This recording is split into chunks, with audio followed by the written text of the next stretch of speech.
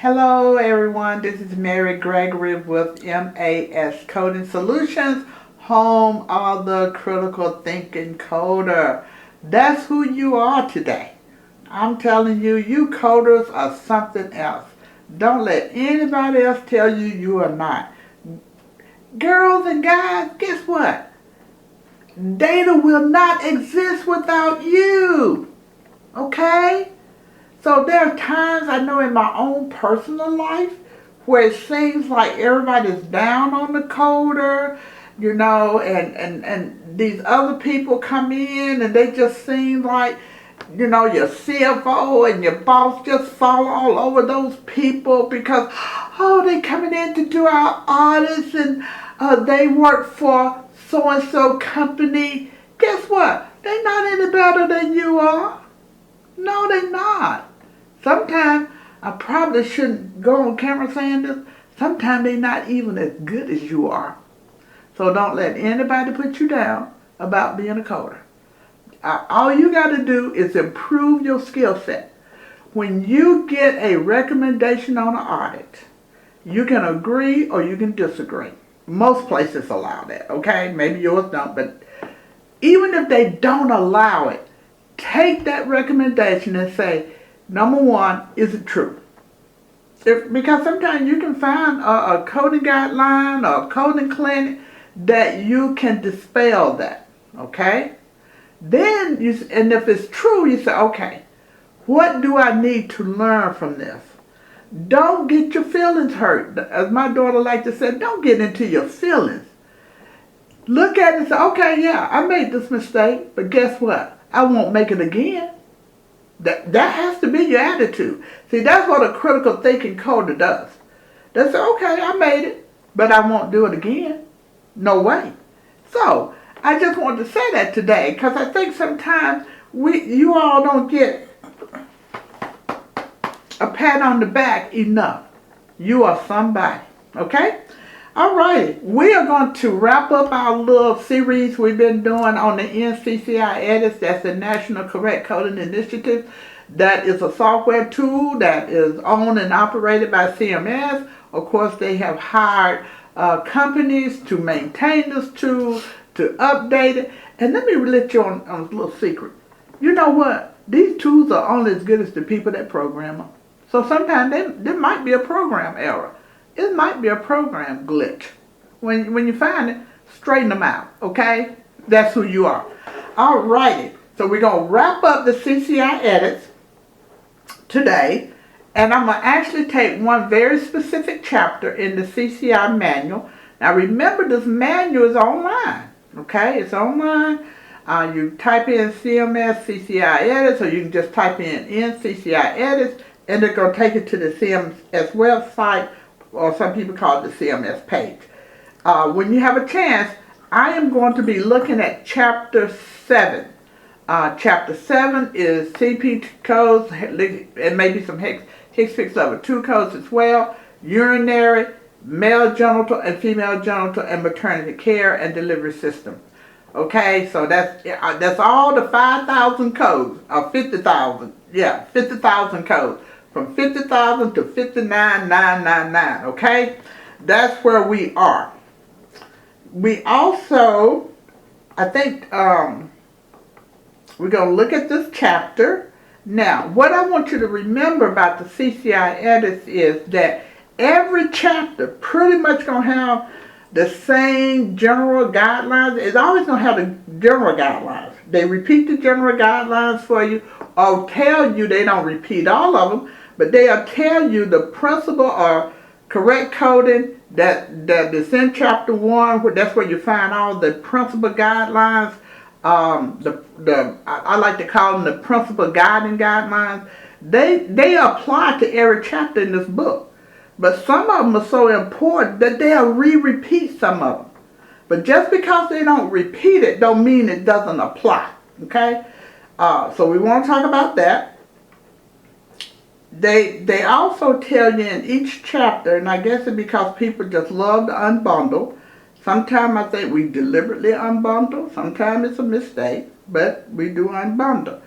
And one of the things that I think people really, really need to realize We have doctors that love to do their own coding. And I have worked with some so arrogant. They just know they know everything. They think because they can pull, most surgeons will tell you this, I know exactly what I did. You know, because they know exactly what they did. They think they're the expert. Well, guess what? They're not. Yeah, they know exactly what they did, but they don't always know the coding rules. They know to go get a code. And so sometimes they will unbundle or they will code a code simply because CPT has a code for it. But guess what? And I'm going to read this verbatim to you. HCPCS CPT codes include all services usually performed as part of the procedure as a standard of medical surgical practice. A provider shall not shall not separately report these services simply because there's a CPT code. You know what? You got a CPT code for insertion of a urinary catheter or Foley catheter before someone has surgery. Well, guess what? You don't get the bill for that. Yeah, it's a CPT code for it, but that's standard. That's standard of care. You're expected to put a Foley catheter in the patient. See? So, watch out for that. But, and dealing with this particular chapter here, once again, it repeats a lot of stuff for you. So, and the one thing that the reason why I went to this chapter is because I wanted to show you or read a CPT code for you. There's in the female section, there are quite a few codes that says with sapropingectomy or oophorectomy. In your laparoscopic, hysteroscopic section, you have codes that talks about, one of them is 58541, laparoscopic surgical supracervical hysterectomy for uterus, 250 grams or less, okay? But, guess what? If you remove the tubes and the ovaries, you're going to use code 58542. Now that code will say that that is a laparoscopic supracervical hysterectomy that includes the tube and the ovary removal. See, it'll be inappropriate for you to say, well, you know what? And see, I've heard some doctors say this, some surgeons say this, but you know, it was such an extensive procedure. It really required more work than I normally do. Therefore, I'm going to code the 58541 by itself. Then I'm going to go find me a laparoscopic code that just take out the tubes and the ovaries. And I'm going to code it separate. No, people, you can't do that. See. Now, some of these guys and gals, I'm going to put the girls in there too. They can be pretty hard-headed. See. But you have to say, no, you really should use 58542. That's a complete code. And what you might want to do is add modifier 22 to it to show the difficulty of the procedure. So remember, just because you have, you don't want to unbundle. And sometimes you may have to teach your surgeons or your physicians about that. So you're not going to code an insertion of a Foley catheter just because somebody had surgery and there's a code for it. That is part of the care, okay? Now, also in looking at this chapter in chapter 7, they also talk about the cystoscopy with biopsy. And that code includes all biopsies during the procedure and shall be reported with 1 unit of service. They don't care if you did 3 different biopsies in 3 different sections of the bladder. They don't care about that. You get to code it 1 time, okay? And so people will be wanting to code, and that's your code 52204. Now, of course, this is just one example. You may have some more, okay? What else we got here? I want to kind of keep up. Remember, you're always to code to the greatest level of specificity. Okay? And once again, don't unbundle just so because we got two separate codes and you feel like there was a lot more work involved. Think about your modifier 22, okay? The other thing you want to think about is, this is something I say sometimes, when you work for a hospital outpatient surgery unit, we don't have global time days. We don't have global time frame. We don't have 0, 10, and 90. Physicians have 0, 10, and 90. The facility, your pre-op, your day of surgery, your post-op, and your global time frame is the day of surgery. That's why when you work in a facility, if someone come back in, we may be allowed to code additional code, whereas in the physician world, you cannot. For example, I don't think I can use suture removal anymore. I know at one time, I don't know, is there a code for suture removal? I haven't done any laceration repairs in a long time. But in the physician office setting, let's think about casting, I guess. But you know, there's always so many nuances to some of this coding. And I'm trying to think of one that's really a good one. And maybe laceration, you know, when someone come in, oh, I know what it is with the laceration repair. When someone has a laceration repair, suture removal is part of that. You don't get the code of suture removal separate. But in the facility, it's not. So if we had a code for suture removal, we could code it, because the hospital don't have global time days or global time frames. That's not something we have in the outpatient surgery world when you're working for a facility. What else we got here? You might want to just, like I said, just go to chapter 5, look at some of the example, and I especially want to read one. This one here applies to just about every chapter that's out there that having surgery. If you have a diagnostic endoscopy and it leads you to make a decision to perform surgery, you can or should be using that code with modifier 58, and then of course your surgical code. Now, modifier 58 may be reported to indicate that the diagnostic endoscopy and or non-endoscopy medical necessity for that scope. Was it medically necessary? Now, if you're doing a laparoscopic procedure, and I see people doing this, and the physician says, well, I'm going to go and I'm going to look around, because I don't really know what this patient needs. I don't know what's causing this abdominal pain, so I'm going to do the scope, and they find out that the patient may have a tube of pregnancy or something. Well, guess what? You could probably code that diagnostic laparoscopic procedure as long as it meets medical necessity, okay? And you put 58 on and you go on and do the removal of the tube of pregnancy. But guess what? If you bring that patient in, you know that the patient has a tube of pregnancy, you know that, and you're going to perform that procedure using the scope. Even if that physician document, well, I took some time and look around to make sure there was nothing else there, you can't code that separately. That's part of the procedure. You're going to code the laparoscopic removal of that the pregnancy, or they may do a saphenectomy, whatever they do, that's included now. They knew that they knew, see, that it was a tube of pregnancy in there. And they said, well, since we're in here, let's look around and make sure there's nothing else going on. So therefore, you can't code both of them. You can't put that 58 on it. Now, guess what, people? Let's be real. If you code it and put 58 on it, and then you code the other procedure, you'll probably get paid for both. But guess what? That don't mean you're going to keep the money.